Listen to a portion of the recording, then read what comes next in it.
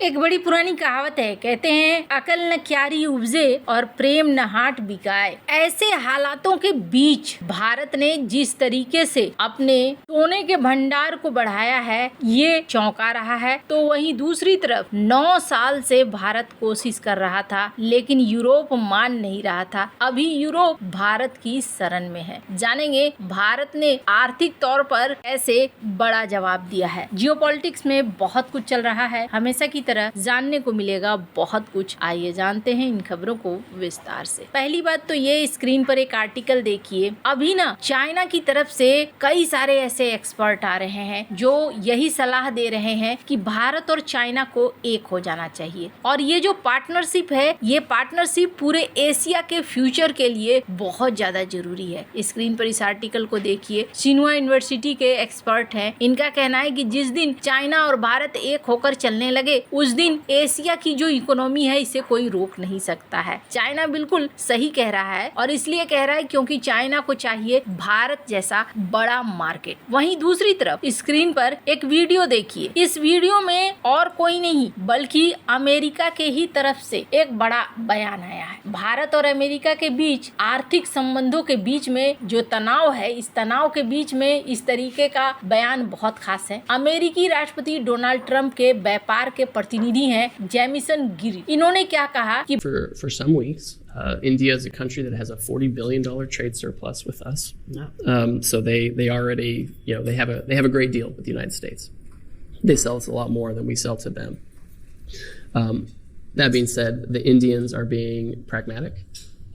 We've actually been having conversations with the Indians from day one of the administration on the trade side of the ledger. So when you talk about 50% tariff on India, half of that, 25%, is really the trade related, right? It's their reciprocal tariff. It's where we're trying to negotiate a deal.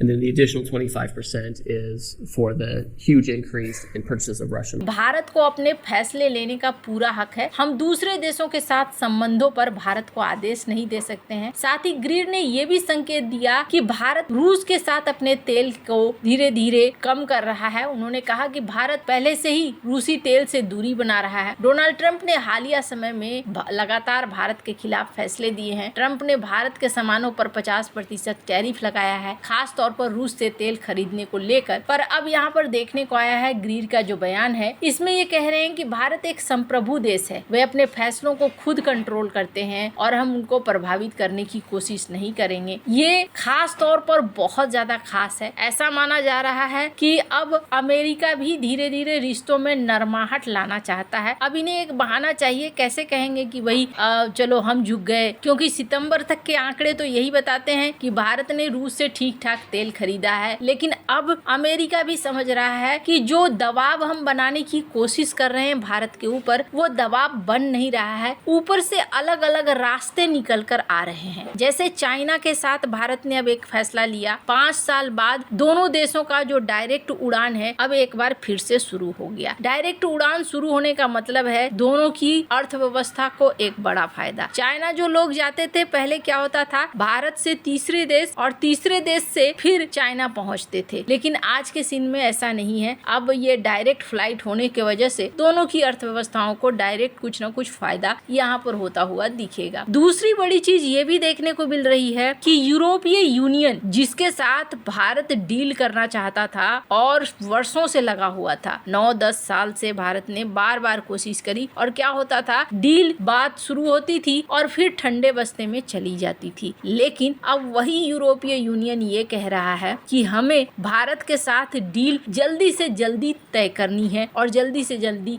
FTA को sign करना है। Screen पर इस article को देखिए। कहा जा रहा है कि यूरोपीय यूनियन अभी भी तैयार है कि चलो फ्री ट्रेड पैक्ट को साइन कर लेते हैं।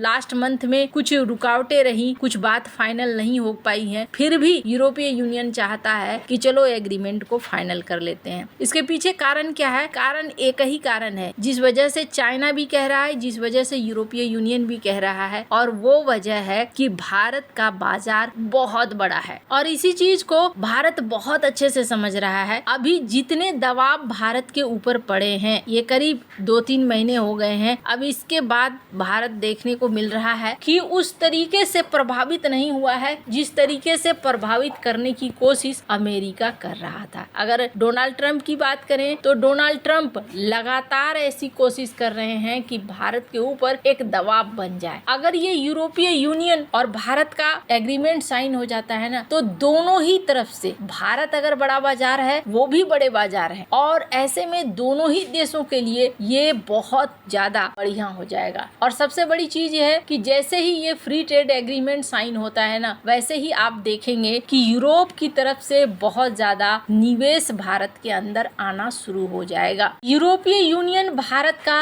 दूसरा सबसे बड़ा व्यापारिक साझेदार है, जहां 120 अरब यूरो का माल जाता है, तो वहीं सर्विस वगैरह अगर मिलाएंगे तो 180 अरब यूरो का, जो अमेरिका और चीन दोनों से अधिक है। यानी दूसरा, अगर भारत के नजर से देखें तो दूसरा सबसे बड़ा व्यापारिक साझेदार यूरोप है, और यूरोप की नजर से देखें तो भारत एक बहुत बड़ा बाजार है, इसलिए पहला साझेदार बन सकता है। अब यहाँ पर 2006 में ही शुरू हुई थी कि हाँ भाई हम बातचीत करेंगे। अब यहाँ पर 2006 से 2007 हुआ, बातचीत ही रहा, फिर बातचीत ठंडे बस्ते में चला गया, फिर 2021 में एक बार फिर से बातचीत शुरू हुई, फिर ये ठंडे बस्ते में चला गया, 2022 में फिर शुरुआत हुई, और अब जाकर 2025 में ये आगे बढ़ रही है। माना जा रहा है कि अगर ऐसा होता है, दोनों के बीच में अगर एग्रीमेंट फाइनल हो जाता है, तो डोनाल्ड ट्रंप के जो ये टैरिफ है, ये टैरिफ बेकार साबित हो जाएंगे और भारत के लिए रुकावट का सारा रास्ता बंद होने लगेगा। भारत फिर जो सेक्टर बहुत ज्यादा प्रभावित हैं, जैसे कि टेक्सटाइल का सेक्टर प्रभावित है, इसके अलावे ज्वेलरी का सेक्टर है, इन सारे सेक्टर को यूरोप की तरफ मोड़ने की कोशिश करेगा भारत, और यही वजह है कि भारत भी चाहता है कि इस एग्रीमेंट को फाइनल किया जाए। माना जा रहा है कि ये साल खत्म होने से पहले यूरोपीय यूनियन और भारत के बीच में एग्रीमेंट साइन हो सकता है। अब इस बीच भारत के खजाने में भी एक बढ़ोतरी हुई है। किसी देश का खजाना बढ़ना ये बहुत बड़ी बात है, और इसलिए बहुत बड़ी बात है और बहुत जरूरी बात है क्योंकि ये स्थिरता का परिचायक होता है। आपके देश के खजाने में वृद्धि हो रही है और ये एक स्टेबल वृद्धि है, यानी बहुत ज्यादा खर्च नहीं हो रहा है, खजाने बहुत ज्यादा खर्च नहीं हो रहा है रिजर्व से निकाल कर, तो फिर निवेशक पैसे लगाने से चूकते नहीं है। अभी देखने को मिला है भारत के सोने के भंडार में उछाल आया है, 2.2 अरब डॉलर का उछाल आया है। विदेशी मुद्रा 700 अरब डॉलर तक पहुंच गया है। अभी सोने का भंडार 95 अरब डॉलर तक पहुंच गया है, जो पिछले सप्ताह से 2.2 अरब डॉलर की वृद्धि है। हालांकि अगर बात करें करेंसी में तो विदेशी मुद्रा भंडार में थोड़ी गिरावट आई है, 2 अरब डॉलर की गिरावट है और ये 700 अरब डॉलर तक पहुंचा है। ऐसा लगता है जैसे दुनिया इस वक्त सोने की तरफ बहुत ज्यादा आकर्षित हो रही है, लेकिन ये जो विदेशी मुद्रा भंडार और सोने का भंडार है, ये बता रहा है कि भारत स्थिर है। इसी को लेकर हमारी वित्त मंत्री ने बार बार कहा कि भारत एक स्थिर इकोनॉमी है, भारत के ऊपर इस तरह के दबावों का कोई असर नहीं पड़ने वाला है। वैसे आपको क्या लगता है, इन सब मामले में आपकी क्या राय है, कमेंट कर जरूर बताएं। जल्द मिलते हैं अगले वीडियो में नई खबर के साथ।